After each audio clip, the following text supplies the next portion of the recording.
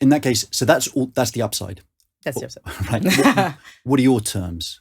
So what's nice is that the marketplace is quite transparent in Europe. It's a senior secured loan. So the best comparison might be with your real estate loan. You take the debt, it's secured on your assets.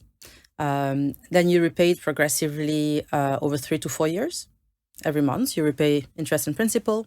The interest rates at the moment, and they've been historically very stable. It's around 8 to 10% spread.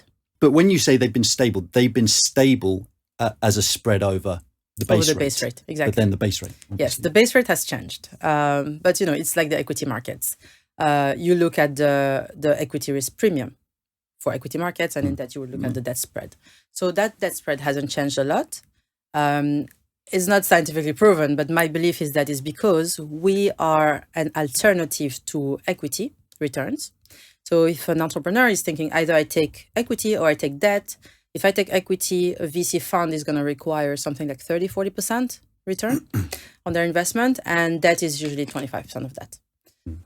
So I'll dilute less and I'll pay the 10% to the lender. And that's why the rates have been stable, because the required rate of VC have also been stable over the past 20, 30 years. Just spill it out for me. What would you normally expect to happen in a rising interest rate environment to the spread? So 2021, when the rates were zero or negative, the cost of the debt was 8 to 10%. Today it's grown up by 2 to 3%. So it's around 10, 12%. In different markets, in the US where the base rate is higher, there the yields are around 14, 15%.